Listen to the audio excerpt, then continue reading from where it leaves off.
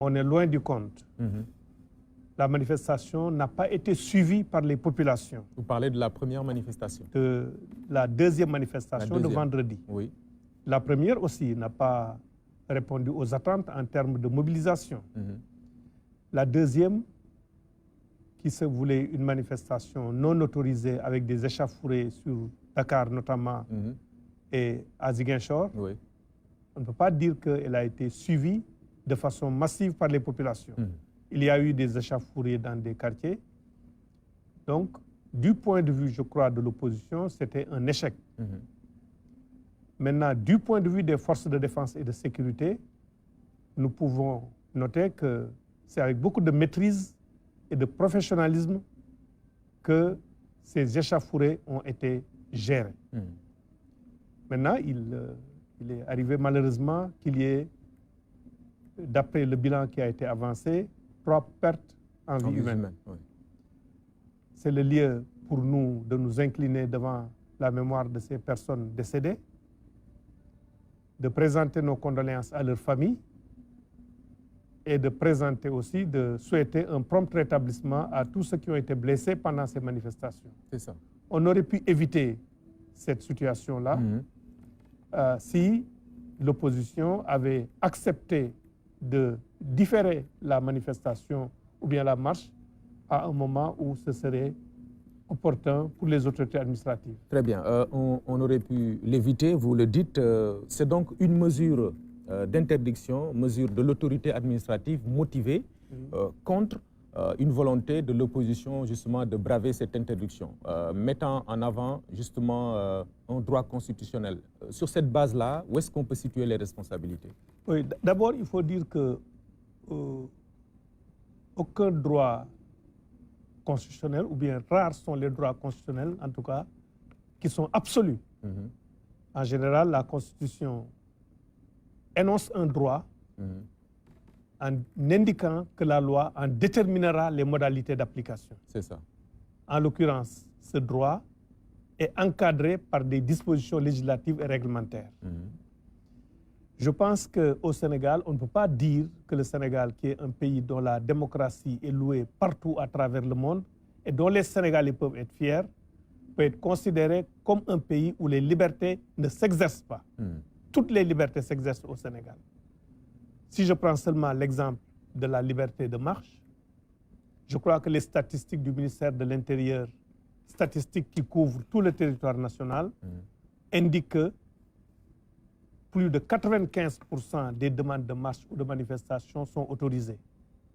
À supposer qu'on donne la même dignité à une marche qui est réclamée par l'opposition, à une marche qui est réclamée par les populations d'un village qui réclament de l'eau ou de l'électricité. Ou par des organisations syndicales. Ou par d'autres organisations. Donc si on prend les statistiques, on se rend compte que la presque totalité des marches et des manifestations publiques sont autorisées dans notre pays.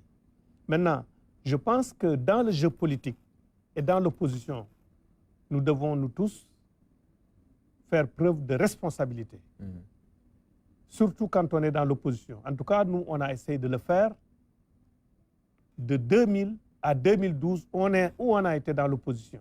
Et dans des moments, et dans le Parti socialiste, de façon générale, d'ailleurs, l'opposition, dans des moments où le destin de notre pays pouvait basculer. Et à des moments critiques, à des circonstances précises, nous avons fait preuve de responsabilité. Je pense notamment au 23 juin 2011. D'accord. Au départ, Monsieur le ministre, il y avait quand même ce débat sur l'application de la loi électorale. Parce qu'on a vu quand même des listes de titulaires, ou une liste de titulaires concernant par exemple celle qui concerne Yewwi Askan Wi, qui a été rejetée, et une liste de suppléants validée. De la même manière, Benno Bokk Yakaar, suppléant rejeté, titulaire validé. Mais dans leur logique, la logique de Yewwi Askan Wi, c'est une liste unitaire, donc certainement une élimination d'une liste peut entraîner naturellement l'autre. C'est du moins leur entendement. Oui, mais quand on est dans un État où il y a un arbitre, notamment ici l'arbitre constitutionnel, il faut s'en tenir à l'interprétation du Conseil constitutionnel.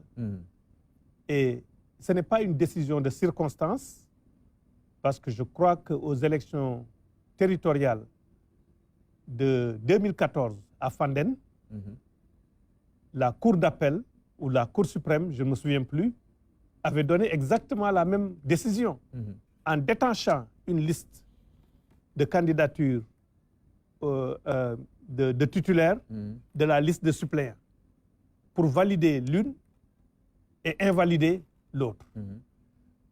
C'était le même problème qui s'était posé, c'était un problème de parité. Donc, ce n'est pas une décision nouvelle appliquée à Benno Bokk Yakaar ou à la liste Yewwi Wallu. Donc, c'est une décision qui a été déjà prise en 2014 et qui s'adressait à une liste de Benno Bokk Yakaar à l'époque. J'ai tout à l'heure parlé de sens des responsabilités en évoquant le 23 juin. Je pense notamment à une épisode parce que j'étais sur le terrain. Les images sont là, je crois, pour le montrer avec d'autres.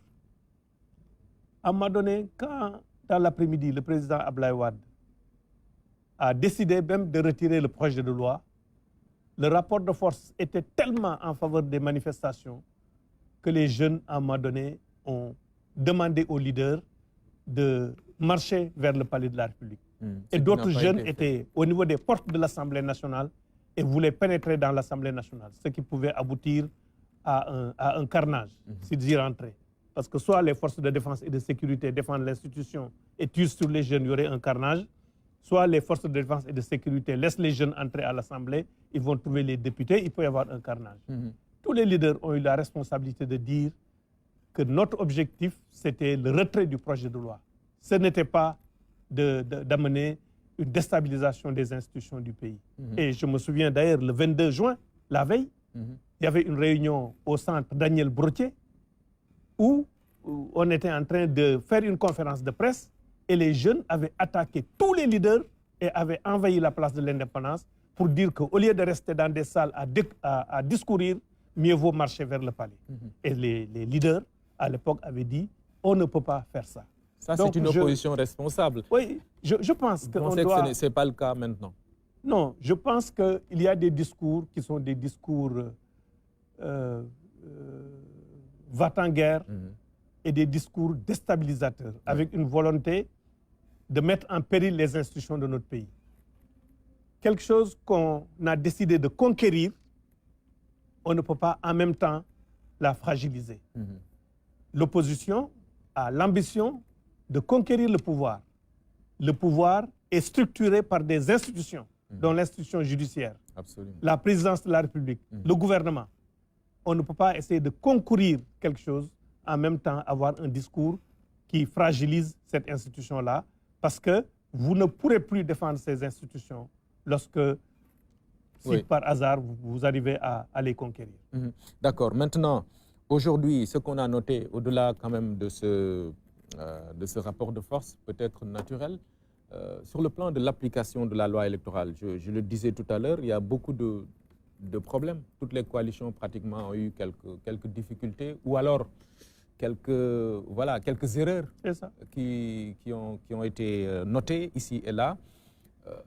Qu'est-ce qu'on peut faire à partir de ce moment? Parfaire le système ou alors qu'est-ce qu'on peut faire?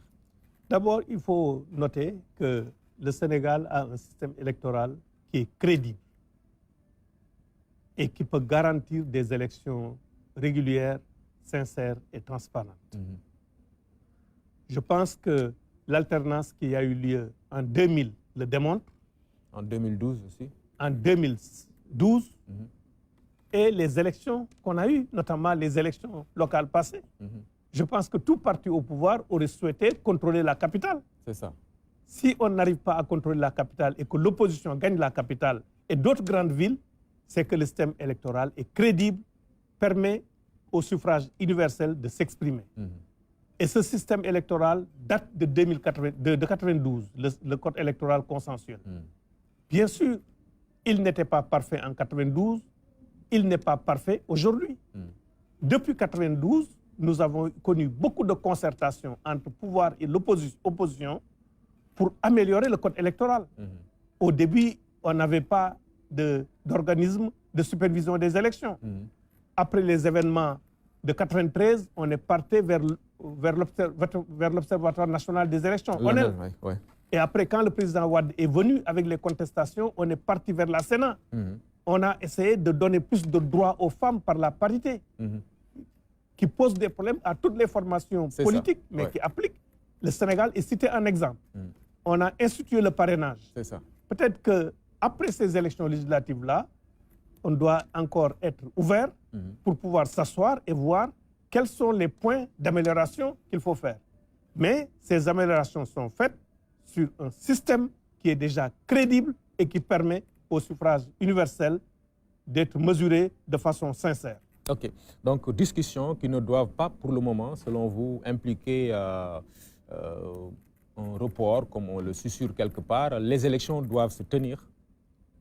Les élections doivent se tenir, à mon sens, parce qu'il faudrait bien mesurer les décisions qu'on prend.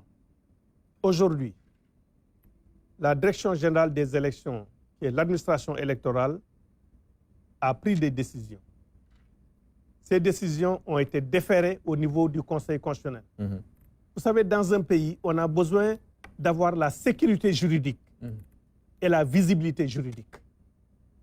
Si aujourd'hui, après avoir eu des décisions du Conseil constitutionnel sur des questions électorales, on revient dessus, demain, quelle que soit la décision que le Conseil constitutionnel prendra, les acteurs politiques peuvent se dire il y a une façon, il y a une possibilité de remettre ça en cause. C'est ça. Et en ce moment-là, on perdra notre visibilité juridique et notre sécurité juridique. Il ne faut pas affaiblir les institutions, notamment judiciaires. Voilà. Maintenant, je pense qu'il faut être ouvert pour discuter de toutes les questions, mais qu'on accepte la loi électorale, même si elle est dure. Et dans des pays développés de tradition démocratique, je pense notamment aux États-Unis, où avec leur système électoral, quelquefois, on peut avoir la majorité au suffrage universel et perdre l'élection, parce que ce sont les grands électeurs. Mais tout le monde accepte le jeu politique et les élections à ce niveau-là. Je crois que c'est ce que nous devons faire et savoir qu'au niveau de Benno Bokk Yakaar, que notre liste de suppléants soit invalidée, bon, permettra, on ne le souhaite pas, on souhaite avoir le maximum d'élus, bien sûr, mais on ne va pas peut-être épuiser notre liste de titulaires et pour être dans une situation où on a besoin que des gens aillent à l'Assemblée nationale et de pouvoir y aller. C'est ça. Espérons aussi que pour Yewwi et Wallu, les suppléants peut-être auront la chance, suivant la loi électorale, d'aller à l'Assemblée, en sachant peut-être on comprend leur amertume là, à ce niveau, parce que bon, tous les leaders sont investis sur la liste de titulaires. Oui, mais c'est les leaders naturel. Aussi qui ont fait confiance à ceux qui sont sur la liste de suppléants. Oui. D'accord. Alors, au niveau du Parti socialiste maintenant, la presse a rapporté récemment un bureau politique assez tendu, je ne sais pas si c'est vrai ou pas, où des frustrations ont été notées, c'est vrai? Oui, non, mais partout. Non, si je vous dis que des frustrations n'ont pas été notées au Parti socialiste après les investitures, cela ne correspondrait pas à la réalité. Que ce soit au Parti socialiste, que ce soit dans les autres partis de la coalition, y compris dans le parti qui a le plus d'investis, l'APR, il y a des frustrations. C'est le lot des investitures et c'est le lot des choix. Il y avait des frustrations au niveau des investitures des élections territoriales, il y en a au niveau des élections législatives. Même quand le Parti socialiste était seul au pouvoir et confectionnait des listes PS, à la fin des investitures, il y avait des frustrations. Mais ce que nous avons dit à nos camarades, c'est qu'on est engagé dans la coalition. Nous avons des camarades qui ont été investis, aussi bien sur la liste nationale que sur la liste départementale. Ne serait-ce que par solidarité vis-à-vis de ces camarades, nous devons nous investir pour que la liste Benno Bokk Yakaar gagne partout au Sénégal. Mais aussi, nous devons nous investir parce que nous avons un bilan. Nous sommes partie prenante à ce bilan. Nous avons travaillé et ce bilan-là est honorable. On n'a pas à rougir ou à pâlir de présenter ce bilan aux Sénégalais, de le défendre et de leur donner les perspectives pour ce qui reste du mandat. En même temps, nous leur disons, nous devons essayer de se dire le 31 juillet, il y a deux hypothèses. La première hypothèse, c'est que l'opposition gagne les élections. La deuxième hypothèse, c'est que la coalition Benno Bokk Yakaar gagne les élections législatives. Au vu du comportement de l'opposition, qui n'est même pas au pouvoir, et qui est une opposition guerrière, d'affrontement, et en même temps de l'absence aujourd'hui de propositions concrètes pour le développement du pays, de cette opposition-là, mais le choix est vite fait. Je pense qu'il faudrait que tout le monde se mobilise pour que la coalition Benno Bokk Yakaar puisse gagner ces élections-là et de belle manière. Et c'est ça qui va garantir, je crois, une certaine stabilité au niveau de notre pays. Ok, à Dakar, la capitale, on connaît l'enjeu, la tête de liste est de votre parti. Ce sera un gros défi. Oui, c'est un défi partout. À Dakar, puisque nous devons reconquérir Dakar. Voilà, si on se nous devons de tout ce faire, passé, nous devons tout faire locales, oui. pour que les résultats des locales ne se reproduisent pas. Et je pense que c'est à notre portée. Parce que ces résultats des élections territoriales ont été impactés aussi par la division qu'il y a eu au niveau de la coalition Benno Bokk Yakaar, où nous avons eu une multitude de listes et où il y a eu des séquelles des investitures. Mais je pense que si, comme toutes ces listes aujourd'hui reviennent au niveau de la liste maire, qui est la liste de la coalition Benno Bokk Yakaar, si tout le monde se mobilise, la victoire à Dakar est à notre portée, et dans les autres villes aussi, dans les autres départements qu'on avait perdus. D'accord. La psychose des inondations, je vous en parlais à l'entame de cet entretien, avec cette pluviométrie excédentaire attendue. Comment est-ce que vous préparez tout ça, cette situation-là, en tant que ministère de tutelle? Oui, d'abord, après l'hivernage de 2021, nous avons tenu une réunion d'évaluation, réunion qui a eu pour cadre le Comité national de gestion des inondations, qui est un comité qui regroupe tous les départements ministériels concernés, les autorités administratives et tous les services concernés. Brigade nationale des sapeurs-pompiers, Office national de l'assainissement, ANACIM pour la météo, tous les services concernés. Nous avons évalué donc l'hivernage 2021 et nous avons défini des actions à mettre en œuvre au niveau pour l'hivernage 2022. Les autorités administratives et les services techniques ont mis en œuvre ces actions-là. Et le mois dernier, nous avons tenu encore une autre réunion du Comité national de gestion des inondations, qui a vu la participation de tous les services techniques, de toutes les autorités administratives, de toutes les régions du Sénégal. Mais au niveau de Dakar, en plus des gouverneurs, tous les préfets étaient présents. Cette réunion avait pour effet de voir quelles sont les zones critiques dans les différentes régions, quelles sont les mesures qui ont été mises en œuvre à date et quelles sont les mesures qu'il faut mettre en œuvre d'ici le début de l'hivernage 2022. Okay. En sachant que la pluie avait déjà démarré dans certaines régions comme Kédougou, Sédhiou, mais régions qui sont moins exposées aux inondations que les régions où l'urbanisation est assez forte. Nous avons donc défini un plan d'action où pour chaque site qui est critique, quels sont les problèmes qui se posent, quelles sont les mesures à prendre, qui le fait et dans quel délai. Okay. On parlera de mesures à prendre, mais vous l'avez dit tout à l'heure, vous étiez dans une rencontre d'évaluation. On sait les problèmes qu'il y a eu l'année dernière dans certains sites. Je donne l'exemple par exemple de Keur Massar. Qu'est-ce qu'on peut retenir comme résultat de cette évaluation-là? Ce qu'on peut retenir, c'est que certes, il y a eu des inondations en 2021, mais la réaction de l'État a été plus prompte et a permis de réduire le nombre de jours où des parties du territoire étaient sous les eaux. Je pense que les gens ont en mémoire que dans beaucoup de sites du Sénégal,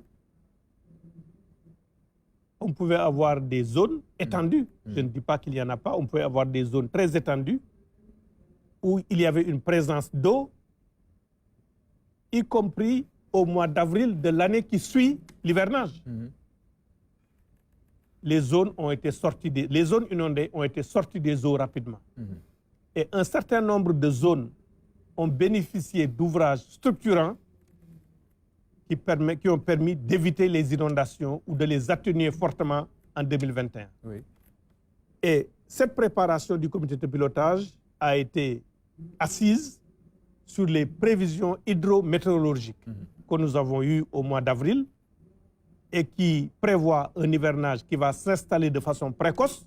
Et nous le constatons déjà, parce qu'au mois de juin, avoir de fortes pluies déjà, y compris ou bien des pluies avec ruissellement à Dakar, ça fait des années qu'on ne l'a pas. Absolument. En même temps, un hivernage qui sera normal à excédentaire. Et nous le constatons déjà, parce que le relevé qui a été fait le 12 juin dernier montre que sur toutes les stations du Sénégal, la situation est normale ou excédentaire comparée sur la période 91-2020 ou bien par rapport à l'hivernage 2021. D'accord. Maintenant, sur les sites vulnérables qu'on connaît, j'ai donné tout à l'heure l'exemple de Kermassar. Qu'est-ce qui a été fait? Est-ce qu'on peut s'attendre à de nouvelles inondations cette année? Bon, sur Kermassar, nous avons deux choses. L'année dernière, il y a des travaux d'urgence qui avaient été entamés. Ces travaux d'urgence avaient permis d'atténuer les inondations dans certains quartiers, notamment quartiers, cités municipales, ainsi de suite, où les travaux étaient terminés avant l'hivernage 2021. Nous avons donc des quartiers qui ont été améliorés. C'est ça. Et ces quartiers-là continueront à être améliorés cette année. Il n'y aura pas d'inondation parce qu'il y a des ouvrages qui ont été faits sur un marché de 23 milliards de francs CFA, de 15 milliards de francs CFA du moins. Maintenant, nous avons des quartiers pour lesquels il y a eu un raccourcissement de l'atteinte des exutoires. Parce que quand on devait pomper sur 4 km, il y a des ouvrages qui ont été faits qui permettent de ne pomper peut-être que sur 1 km ou 800 mètres, ce qui permet d'évacuer les eaux. Maintenant, il y a des quartiers qui n'étaient pas prévus dans ce programme de 15 milliards de l'année dernière. Ces quartiers, nous avons aujourd'hui un deuxième projet qui a démarré, de 11 milliards de francs, qui concerne principalement le bassin versant de Mbebes. Parce que nous avons une zone un peu élevée, avec deux bassins versants, de l'eau qui s'écoule vers le marigot de Mbao pour aller vers la mer, et puis de l'eau qui s'écoule vers les lacs qui sont au nord, vers Mbebes, et qui vont aussi à la mer. Cette zone-là n'avait pas été concernée. Cette zone des travaux démarre, et nous avons demandé à l'entreprise d'avoir des mesures conservatoires, de réaliser une canalisation sur 600 mètres d'ici la fin du mois, ce qui permettra d'atténuer les inondations dans certaines zones. Maintenant, pendant ces visites-là, j'ai, au nom du gouvernement quand même, tenu un langage de vérité aux populations. On ne peut pas dire dans l'absolu, dans aucun pays du monde, on ne peut pas dire dans l'absolu que partout et pour toujours, il n'y aura pas d'inondation. Bien sûr. Parce que les ouvrages qu'on a sont calibrés pour des pluies décennales. Si nous avons des pluies trentenales ou bien centennales qu'il y a extrêmes, on peut avoir des difficultés. Mais ce qu'on peut garantir, c'est que chaque fois qu'il y aura des difficultés, l'État sera là pour soulager les populations. D'accord. Maintenant, il y a des zones où il y aura du pompage. C'est ça. Il y a des zones où il y aura du pompage. J'ai visité, par exemple, vers Mbambilor-Kerissouf, le quartier Mbambilor-Kerissouf, ou bien à Yembel, où la voie d'eau naturelle a été bloquée par des lotissements et des habitations. On ne peut pas donc faire de tranchées pour faire partir l'eau. Ce que nous avons prévu de faire, c'est de faire des bassins tampons et de pomper l'eau. Mais quand vous dites pomper l'eau, ça veut dire que vous pompez de l'eau qui existe. C'est ça. Ça veut dire que vous prévoyez une inondation. Donc, en ce moment-là, nous le disons en disant qu'on aura un hivernage très pluvieux pour que les populations aussi prennent des dispositions de prévention à leur niveau, notamment en vidant les fosses septiques pour ceux qui n'ont pas d'assainissement collectif. D'accord. Il n'y a pas que Kermassar, évidemment. Touba est un autre cas. Oui. On a vu la situation l'année dernière. Je veux dire, dans l'ensemble, sur quelle stratégie vous travaillez? Quel est le dispositif que vous mettez en œuvre pour gérer, parce qu'il s'agit là de gérer, vous le disiez tout à l'heure, on ne peut pas garantir une absence d'inondation, mais au moins gérer, faire face à la situation. C'est ça. Donc, Touba, par exemple, que vous avez indiqué, L'année dernière, quand il y avait des inondations, dans le cadre du plan Orsec, de façon urgente, le président a fait réaliser des travaux d'urgence de 4 milliards de francs CFA qui ont doublé la conduite qui quitte le bassin de Kernia pour aller déverser l'excédent d'eau loin de Touba. Et avait retenu qu'il y aurait un programme d'urgence cette année de 23 milliards. Ce marché a démarré sur le terrain des 23 milliards. Mais c'est un marché, c'est des travaux qui doivent être exécutés sur 18 mois. Donc, ces travaux ne peuvent pas donner tous les résultats escomptés à l'hivernage 2022. C'est ça. Nous avons demandé à l'entreprise de mettre des mesures conservatoires pour soulager les zones qui seront inondées. Donc, nous avons plusieurs types. Nous avons les endroits où on a fait des programmes structurants, durables, qui permettent un écoulement de l'eau sans pompage. C'est ça. C'est ce que nous avons fait à Kermassar, c'est ce que nous avons fait à Touba. Les travaux ne sont pas terminés à Touba. Nous avons des situations maintenant où il faut entretenir les ouvrages qui existent, et ces ouvrages sont entretenus par un curage, par la réhabilitation des stations de pompage, par le faucordage des lacs. Récemment, le lac Tchourour, le lac Wuruwai, le lac Ngouy sont en train d'être faucardés pour enlever l'eau, pour améliorer l'hydrolicité du lac. Nous sommes en train de le faire. Donc ces travaux pré-hivernage sont en train d'être exécutés. Maintenant, nous avons des situations où nous prévoyons qu'il y aura des inondations, où il faut prépositionner des motopompes. La Brigade nationale des sapeurs-pompiers s'est engagée à prépositionner des motopompes. Et dans ce cadre, le président a fait un programme spécial d'acquisition de motopompes et d'électropompes de 80 environ au niveau de la BNSP. Et elle en a fait de même au niveau de l'Office national d'assainissement, où le premier lot d'électropompes et de motopompes sont aussi arrivés. Voilà donc le dispositif qui est pris en place. C'est ça. Travaux structurants, entretien des ouvrages et pour les zones qui seront inondées, prépositionnement du dispositif pour, en cas d'inondation, pomper l'eau et la faire partir le plus rapidement possible. Ouais, c'est important parce qu'évidemment, il y a beaucoup de grosses œuvres qui sont entamées à Dakar. Par exemple, les gens, les populations riveraines du BRT sont en train de parler et d'évoquer des inquiétudes. Oui, mais ces populations riveraines aussi se rendent compte que les travaux du BRT comprennent un important volet assainissement. Oui. Je pense aux travaux qui sont ici en face de la maison RTS. Les populations qui passent peuvent constater qu'à côté de la voie du BRT, il y a un grand tranché, de grandes tranchées qui ont été ouvertes en béton armé pour permettre l'assainissement.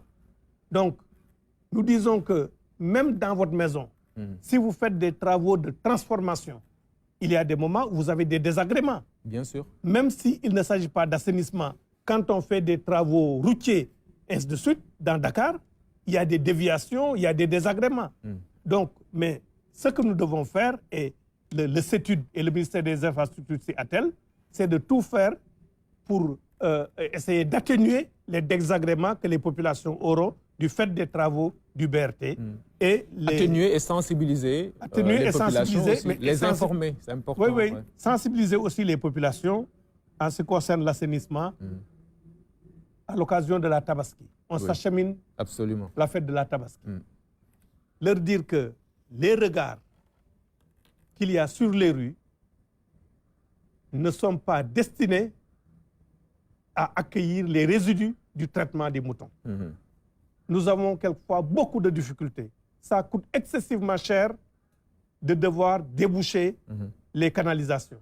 Et nous avons souvent beaucoup de difficultés après la fête de la Tabaski, où certains pensent que le réseau d'assainissement d'eau usée est fait pour accueillir les résidus des moutons. Nous leur demandons vraiment de veiller sur cela, parce que cela va créer des difficultés pour les inondations, et ça peut aussi créer des difficultés en faisant remonter les eaux au niveau des concessions. C'est très bien de sensibiliser les populations à ce niveau, mais en ce qui vous concerne, est-ce que ces travaux de curage sont en train d'être faits? Les travaux sont en cours, aussi bien par l'Office national d'assainissement, par l'Agence de développement municipal, ADM, par l'APIX, par la Direction de la prévention et de la gestion des inondations. les équipes sont sur le terrain pour faire le curage. Le curage qui démarre un peu, les populations en général nous disent mais oui, mais pourquoi vous ne l'avez pas fait au mois de janvier? C'est ça. Mais c'est que si vous le faites au mois de janvier, vous revenez 2 mois après, les gens ont jeté des ordures, des déchets solides au niveau des canalisations. C'est la raison pour laquelle ils attendent le dernier moment pour le faire, pour que les populations ne jettent pas, ou bien quand les populations jettent, ce ne sera pas une quantité importante et qu'on pourra revenir au mois de juillet, août pour encore curer. Là aussi, nous demandons aux populations, les canalisations qui ont été curées, le réseau, de ne pas y jeter des déchets solides.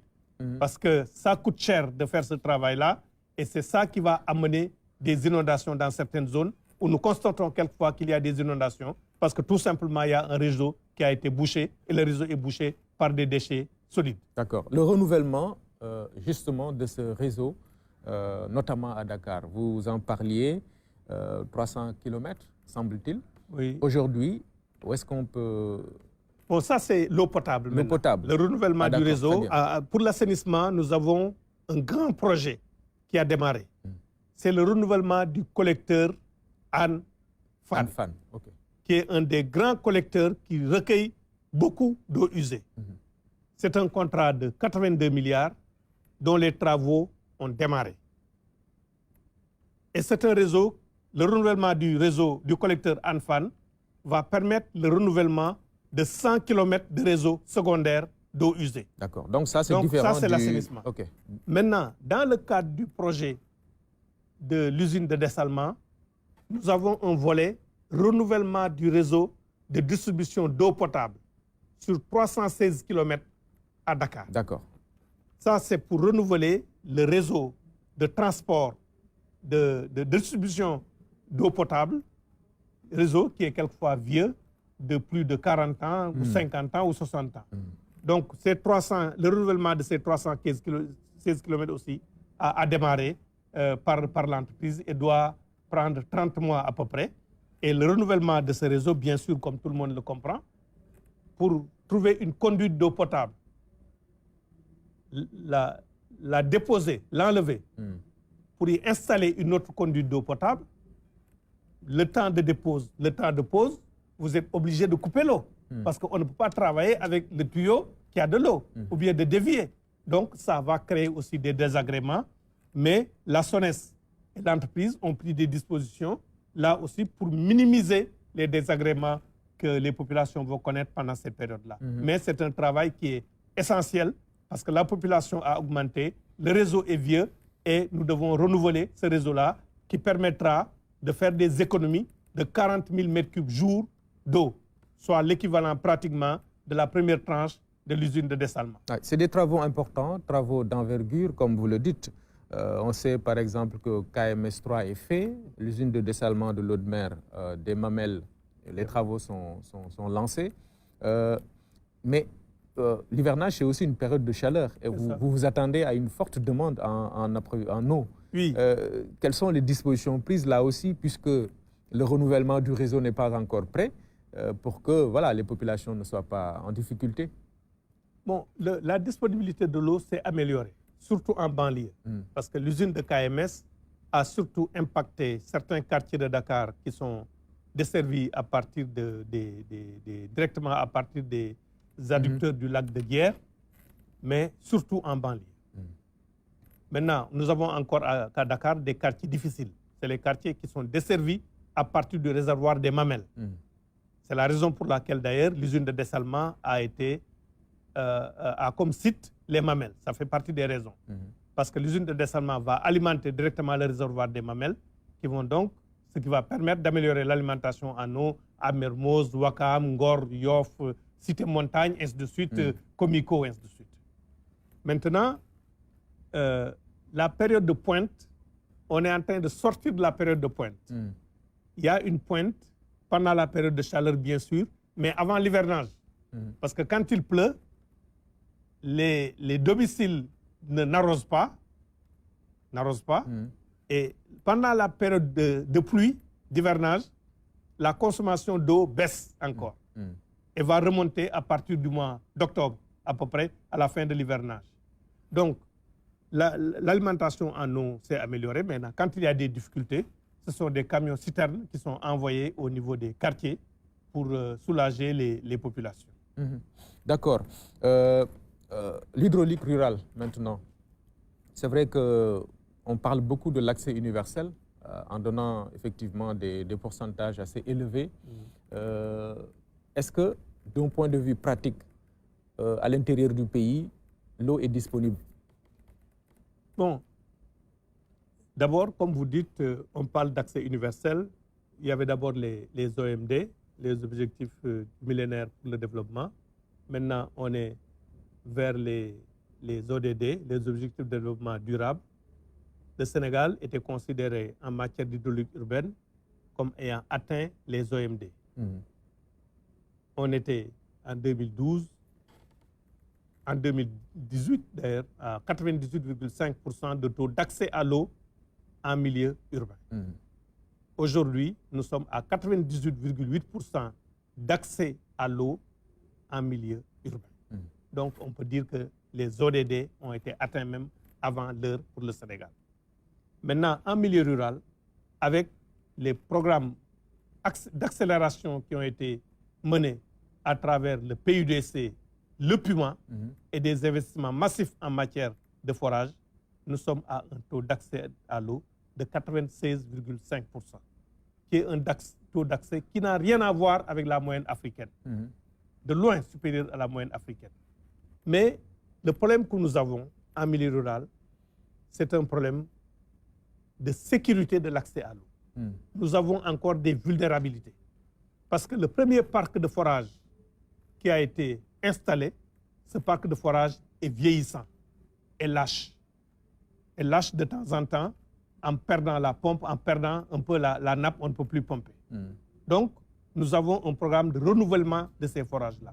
Et ce qui fait le drame en milieu rural, c'est qu'en milieu urbain, nous avons plusieurs sources d'alimentation. Et c'est un réseau interconnecté. Nous avons les forages, nous avons le lac de Guiers, nous allons avoir bientôt l'usine de dessalement. Donc, quand il y a une source qui est en panne, l'autre source peut suppléer, même si le débit baisse.